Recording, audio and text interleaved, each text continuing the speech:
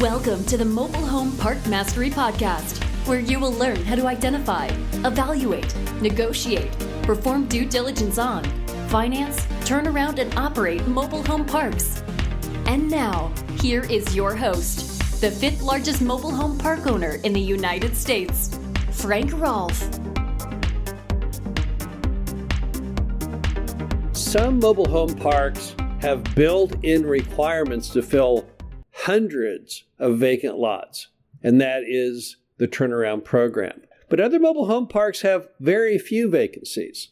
And what the model is on those properties is that through raising rents and cutting costs, you achieve higher NOI and value. But filling lots just isn't that big a part of the business plan. And let's assume you had a mobile home park with just 5 vacant lots. Well, let me tell you what I would do to fill 5 vacant lots. This is Frank Rolfe with the Mobile Home Park Mastery Podcast. We're going to go over something which is a good thing to have, and that is a little extra opportunity in your business to fill some vacant lots, but not a sense of crushing urgency or danger in doing so. Because you see, what causes you to fear vacancy is when you have more than 20% of your lots vacant. The way that lenders look at most mobile home parks is if you're at least 80% occupied, you have attained what they call stabilized status. And that means you're good to go. You're fine. It's like getting the score that allows you to pass the class in college. If you've got 80% occupancy, you pass. You're fine. You have liquidity. You have peace of mind. And when you have just a handful of lots and you have stabilized occupancy, the first question you have to ask yourself is, do I want to fill these? And of course, the answer should be yes, because every lot you fill is going to be worth a lot of money. Based on the market that you serve, a vacant lot is worth nothing, but an occupied lot can be worth $30, $40, $50, up to $100,000 per lot or even more. And 5 vacant lots in most mobile home parks means if you don't fill those, you're out somewhere between $250,000 and $500,000. And I think that's enough money to definitely get someone's attention. So what would you do? What would I do if I had 5 vacant lots? Well, the first thing I would do is I would find out the rules of engagement in one specific area. I would want to find out if I am allowed to bring in RVs onto my mobile home park lots.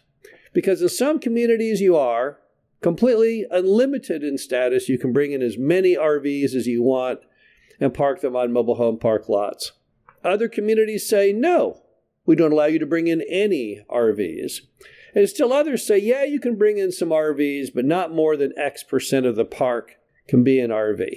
Now, all of those ordinances are probably wrong because, as we all know, under the rules of grandfather, and you can't change the rules on something that's already built beyond what they were when you built the property, with the exception of health and safety. And mobile homes and RVs were one and the same for decades and decades. And it's very unlikely, when most of these parks were built back in the 50s and 60s, that there was any difference between a mobile home and an RV. So a lot of times the city is kind of just spitballing that. They're kind of making that up. So when they say, oh yeah, well you can't have more than 20% of your lots in RV, that's nonsense. The original ordinance doesn't say that. And if you were to press it, you probably would be right. But do you really want to go to court and lose your affinity with the city, your amiable basis you have with them? The answer is probably not. No, you probably don't. But often when you talk to the city, you will find, if you only have 5 lots, they're probably going to say, yeah, okay, yeah, you can put some RVs in there. And if they did do that, here's what I would then do. I would go ahead and make sure that on any Google search of RV parks in blank, I pop up. So anyone moving to my market who has an RV, wanting to find a lot to place it, and they simply put that in Google, I want to find an RV park in blank, I need to pull up. And then when I do pull up and they click on it, I need to have a nice website. So I'd want to build a website. I want to have nice social media rankings. I would hopefully have 5-star reviews by asking everyone that likes the park and likes you to give you a positive review, and pretty soon you could get that. And now what's going to happen is you're going to start getting some calls from people with RVs, because that's how RV people find the places to park them, is it's mostly done online. And as long as your website is attractive and professional and you have decent social media reviews, your phone shall ring. I would also put a sign out at the front of your property saying RVs welcome. I think that's another good thing to do. But if you're lucky and the phone rings and you're the matchmaker, hopefully you can fill a lot or maybe two with RVs. The beauty of that is you have no cost at all in RVs coming in. No lot preparation required. They can't possibly use more power than you already have on that lot. They don't use a lot of water. They don't use a lot of sewer. So having an RV come and park on your lot is probably about the best thing that could happen to you. But I wouldn't just stop there. Next thing I would do is I put a big old banner out of my fence that says, move your home here for free. Because now I'm trying to reach organic potential customers. These are people who are unhappy in the mobile home park they're currently in and want to move it to one they find more pleasurable. And if your park fits the bill, you'll pay to move the home. This, unlike the RV, will cost you money. Probably going to cost you maybe $5,000 to $10,000. But look at all the great things you get for that. You get a built-in customer with their own tenant-owned home to start paying you lot rent immediately.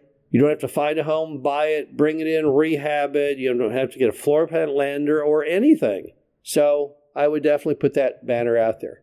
Will you get any calls? I don't know. Probably. You might. Your phone won't ring all the time like that. But if you got just one customer, we just knocked off one more vacant lot, then what would I do? I would bring in a nice used home, preferably 1990s, so it has a pitched roof, probably vinyl-sided, shingled roofed.